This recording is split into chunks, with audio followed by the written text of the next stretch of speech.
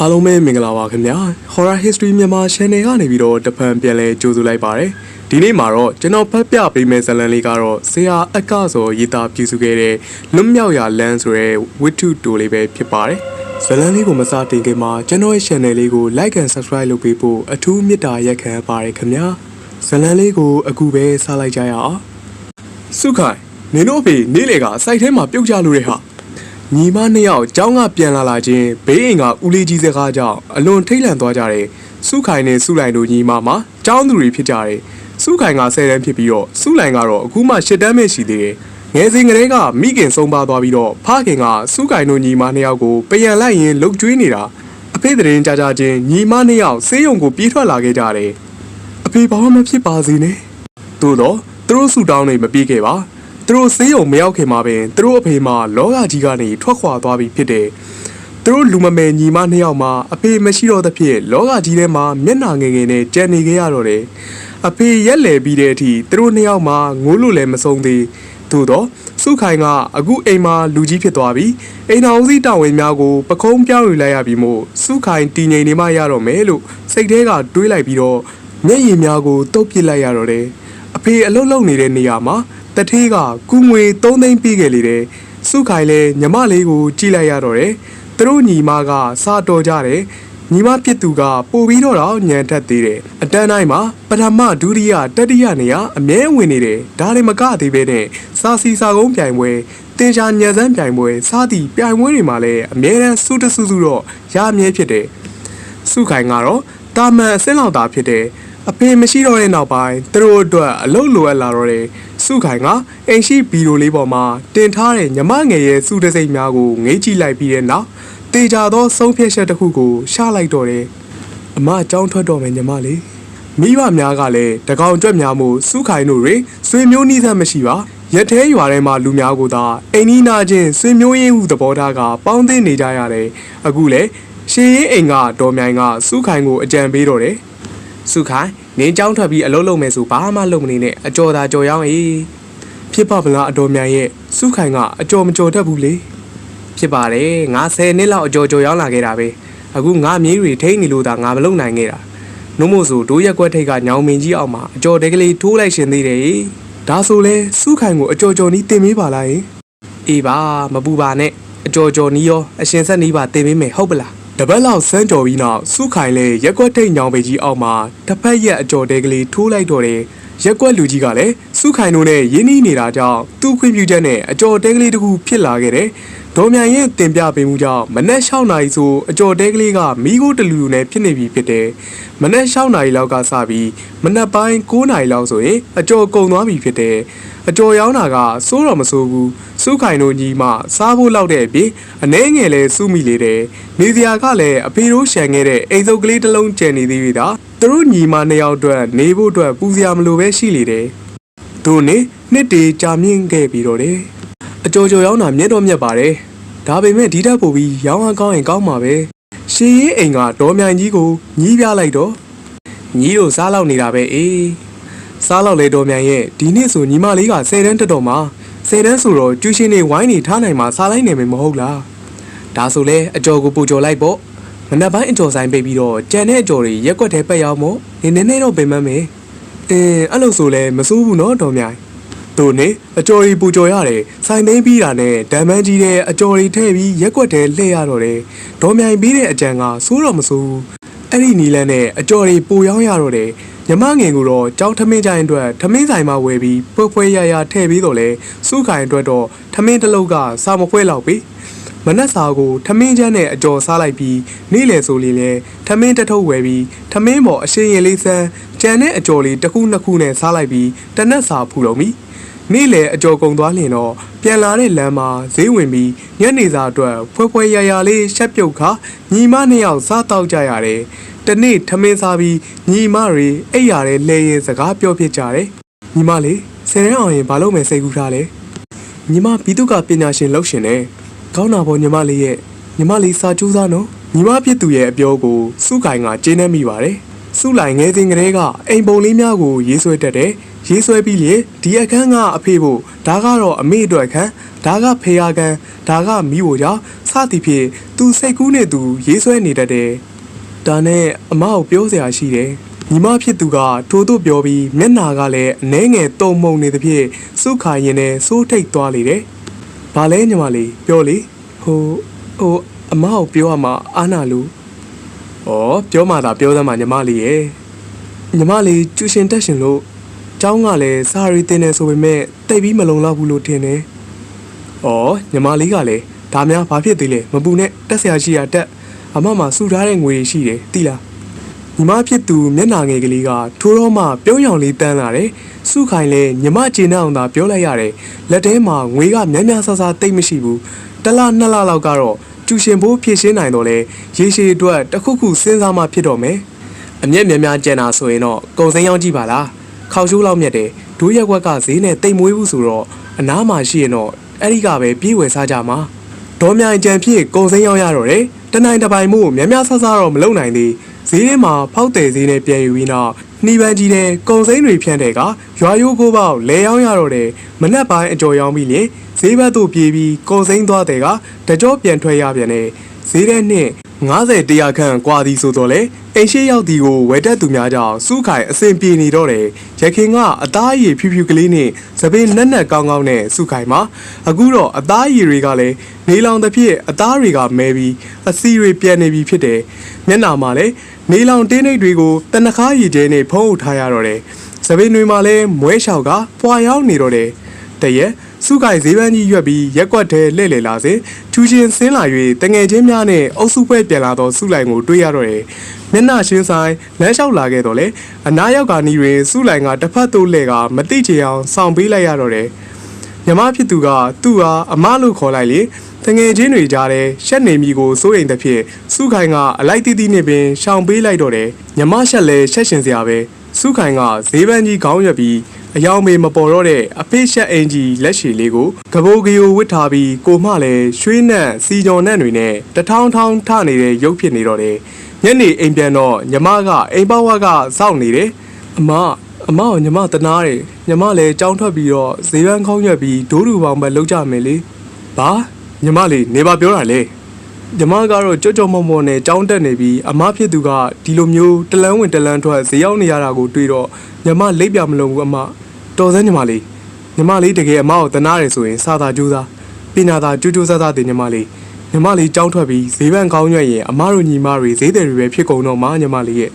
အမတို့ဒီဘွားကနေလွတ်မြောက်ဖို့ဆိုရင်ညီမလေးစာကြိုးစားမှရမယ်ပညာကအမတို့အတွက်လွတ်မြောက်ရလမ်းပဲလွတ်မြောက်ရလမ်းဟုတ်လားအမဟုတ်တယ်ငါတို့ညီမဈေးရောက်နေလို့ကောဒီဘွားကလွတ်မယ်ထင်လို့လားတက်အမပြောနိုင်ပေမဲ့ညီမလေးပညာတွေသင်ပြီးပညာတတ်ကြီးဖြစ်ရင်ကိုတက်ထားတဲ့ပညာနဲ့ကိုဂုံချိရှိအိန္ဒြေရရနဲ့လုံနိုင်မယ်မဟုတ်ဘူးလားဒါကြောင့်မလို့လိပ်ပြမလုံးဖြစ်မနေပါနဲ့ညီမလေးရေအမကိုတနာတယ်ဆိုရင်ညီမလေးကသာစာကိုကြိုးစားပညာတတ်ကြီးဖြစ်အောင်လုပ်ဟုတ်ပြီလားအမပြောတဲ့စကားများကစုလိုက်ရင်လည်းသူခွန်အားတစ်ခုဖြစ်စေခဲ့တယ်စုလိုက်လဲပင်မဆင်းရဲစွာရှာဖွေနေရတဲ့အမကိုကြည့်ရင်အလွန်ခိုင်မာသောဆုံးဖြတ်ချက်တစ်ခုကိုချလိုက်တော့တယ်ဟုတ်တယ်ပညာကငါတို့ညီမအတွက်လွတ်မြောက်ရလမ်းပဲငါကြိုးစားမှဖြစ်မယ်စုလိုက်၄ဘာသာဂုံတူးနဲ့10တန်းအောင်မြင်ခဲ့တော့တယ်အမဖြစ်သူမှာဈေးရောင်ရင်ကြွားလို့မဆုံးတော့ဘူးကျုံညီမဂုံတူး၄ဘာသာပါတယ်တဲ့ဒေါ်မြိုင်ကြီးဤကိုကြားရတာဝမ်းသာတယ်ဒါတော့မြန်မာစာနဲ့အင်္ဂလိပ်စာကဂုံတူးမဲ့နီးတယ်တဲ့ဒါနဲ့နင်းညီမတက္ကသိုလ်ဆက်တက်မယ်ဆိုရင်တော့နင်းဒီတိုင်းနေလို့မရတော့ဘူးထင်တယ်ဟာဒေါ်မြိုင်စကားကြောင့်စုခိုင်တွေးဝေသွားတော့တယ်ဟုတ်တော့လေဟုတ်တယ်10တန်းအောင်ကျူရှင်တက်ရဖို့စုခိုင်မနေရုံးကန်နေရတာတက္ကသိုလ်တက်ဖို့ဆိုကုန်ကြမဲ့စိတ်တွေကိုတွေးရင်စုခိုင်ရင်လေးလာတော့တယ်နင်းညီမကိုအဝေးတင်ဖြစ်တက်ခိုင်းပြီးအလုပ်လုပ်ခိုင်းကြည့်ပါလားသူ့တစ်ဖက်တလန်ကဝင်ငွေရတော့နင်းလဲတက်တာတာပေါ့အေးဟိုတော်ပါပြီတော်မြန်ရဲ့ညီမလေးကဘီတုကပညာရှင်လုံးမှာသူတက်ရှင်တဲ့အကြောင်းကိုကျမရအောင်ထားမယ်ညီမလေးကိုတော့ပညာရေးမှာထူးထူးချွန်ချွန်ဖြစ်စေချင်တယ်အေးကွယ်ငါကလည်းအကြံပေးတာပါနင်းမနိုင်ဝင်ထမ်းနေရတယ်လို့ဖြစ်ပြီးနင်းညီမပညာရေးတပိုင်းတစားဖြစ်သွားမှာမို့လို့ငါကပြောတာစုခိုင်အိမ်ပြန်လာတော့တယ်ညီမလေးကအိမ်မှာအဝတ်များချော်နေတော့တယ်ညီမလေးနင်းအလုပ်လုပ်ဖို့တော့စိတ်မကူးနဲ့စုလိုက်မျက်လုံးလေးပြူသွားတော့တယ်အမကညီမလေးစိတ်ကူကိုတိနေတာလားညီမလေးမဟုတ်တာတွေတွေးမနေနဲ့ညီမလေးဖြစ်ရှင်တဲ့ဘီတုကပညာရှင်ဖြစ်အောင်သာကြိုးစား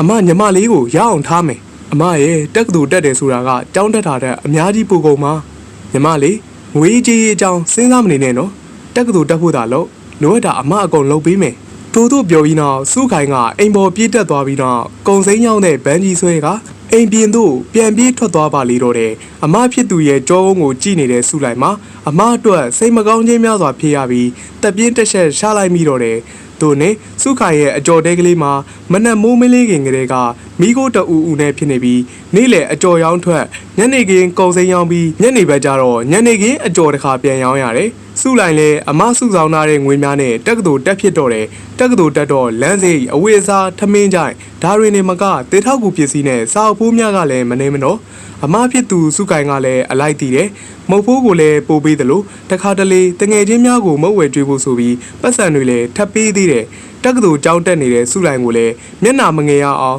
အဝေးစားအပြင်သူစုထားသမျှရွှေတို့ရွှေသားလေးများပါဆင်ပေးတော့တယ်ကြာတော့ညီမနဲ့အမပင်ဖြစ်လေကစားရုပ်တွေကအလွန်ကွာရှားကုန်တဲ့အတွင်းသီးတွေမှာလွဲပြီးအရှားရက်ကွက်အတွင်းမှာလူများကစုလိုက်နဲ့စုခိုင်ကိုကြည့်ပြီးညီမတော်သူပြောလင်မင်းရုံမဲ့လူကခက်ရှားရှားစုလိုက်ကလည်းအမပင်ပန်းနေသည်ကိုတီးသည့်အတွက်စားရဲကိုသာအာယုံဆိုင်ထားပြီးအရှိရီနှလုံးသားရေးများကိုမသိသလိုသာနေထိုင်ခဲ့တယ်။ကျောင်းထဲကယောက်ျားလေးများကစုလိုက်ရဲ့နှလုံးသားတကားကိုလာခောက်ကြတော့လေစုလိုက်ကတော့အမမျက်နှာနဲ့နှလုံးသားတကားကိုအသေးတော့ခတ်ပိတ်ထားတော့တယ်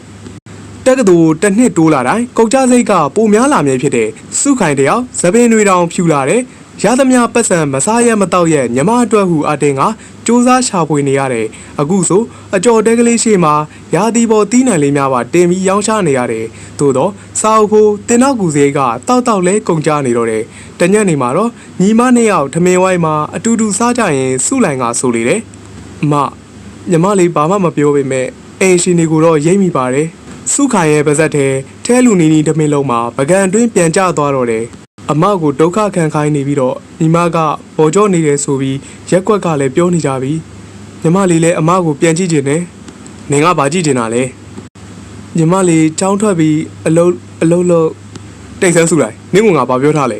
နင့်စာကိုပဲနင်ကြည့်ဆိုင်စုလိုက်လေအမရဲ့ဒေါသကိုတီးလိုက်ပြီးမို့ပါဇက်ပိတ်ထားလိုက်တော့တယ်ညီမဖြစ်သူရဲ့မျက်နှာကိုလည်းအကဲခတ်လိုက်မိပြီမို့စုခိုင်ကလေးတန်ပျော့လေးနဲ့ညီမလေးကိုလျှော့လိုက်တော့တယ်ညီမလေးအမားတို့ဒီဘွားကနေလွတ်မြောက်အောင်ညီမလေးကိုပဲမျှော်လင့်တယ်အမားကမလွတ်မြောက်ရင်နေပါစေငါညီမလေးကိုတော့လွတ်မြောက်စေရမယ်စုလိုက်လဲမျက်ရည်များကြားကအမားဖြစ်သူကိုဖတ်ထားလိုက်တော့တယ်နောက်တစ်ပတ်တော့မိဘအမွေထားပေးခဲ့တဲ့ပေ40-60ရှန်ကလေးကိုထပ်ပိုင်းကအရှိရန်ကိုရောက်ချလိုက်တော့တယ်ရှစ်ပေကျဲတဲ့လမ်းကလေးနဲ့နောက်ဝေးဘက်တွင်သူတို့ညီမနှစ်ယောက်အတွက်အင်္ဂလိပ်တစ်လုံးကိုအပြစ်ဆောက်ပြီးနေထိုင်လိုက်တော့တယ်ရတဲ့ပတ်စံများကိုတော့ညီမဖြစ်သူရဲ့ပညာရေးအတွက်အသုံးချရန်ကြံစည်လိုက်ပါတယ်ကဲညီမလေးဘာမှမပူနဲ့နော်စာသားလို့လိုရာရှိရင်လည်းပြောညီမလေးဂရိပေးတဲ့အမတနေ့နေ့ကြရင်လေညီမလေးတို့တီရှန်လေးကိုပြန်ဝယ်ပြီးတော့ညီမလေးကိုယ်တိုင်ဒီဇိုင်းထုတ်ထားတဲ့တိုင်လက်လာကလေးပြန်ဆောက်မယ်အဲ့ဒီတိုင်ကလေးထဲမှာပဲအမနဲ့အတူနေကြမယ်အမဖြစ်သူကပြုံးငါခေါင်းညိတ်လိုက်တော့တယ်အမနဲ့ပဲနေလို့ဘယ်ရမလဲညီမလေးရဲ့ညီမလေးလည်းအိမ်အောင်ပြရမှာပေါ့ကလေးတွေနေဖို့အခန်းမှာအဲ့ဒီဒီဇိုင်းနဲ့ထည့်ဆိုရင်တော့အိုးအမကလည်းဘာရီပြောနေရလဲညီမကအမနဲ့ပဲတစ်သက်လုံးနေသွားမှာဒီလိုနဲ့စူးလိုက်ပွဲရခဲ့ပြီးပွဲနှင်းတပင်ကိုအမဖြစ်သူကိုခေါ်တော့လေအမဖြစ်သူကမလိုက်ဝင်မှာညီမဖြစ်သူရှက်ရမှာစိုးလို့ဖြစ်တယ်သို့တော့စုလိုက်ကလည်းတသက်မှာတစ်ခါယူတဲ့ပွဲမို့ကျေးဇူးရှင်အမဖြစ်သူကိုရအောင်ခေါ်သွားခဲ့တယ်မဲမဲတဲတဲနဲ့မပြေမစင်နေခဲ့တဲ့အမမှာစုလိုက်နဲ့ညီမလိုပဲမထင်ရပဲအတော်ကြီးတယောက်လိုဖြစ်နေခဲ့တယ်စုလိုက်လည်းအမကိုလက်တွဲပြီးဘွယ်နှင်းတပင်ခမ်းမတွေကိုရဲရဲဝင့်ဝင့်ထွက်လာခဲ့တယ်အမဖြစ်သူမှာတော့ပျော်လို့မဆုံးပဲရှိလေတယ်10နှစ်ခန့်ပဲကြာခဲ့ပြီးစုလိုက်မှာသူ့လောက်အားနဲ့သူတို့မိဘတွေအမွေပေးခဲ့တဲ့ရှန်ကလေးကိုပြန်ဝယ်လိုက်နိုင်ပြီးတိုက်တစ်ကလေးတစ်လုံးစောက်လုပ်ခဲ့ပြီး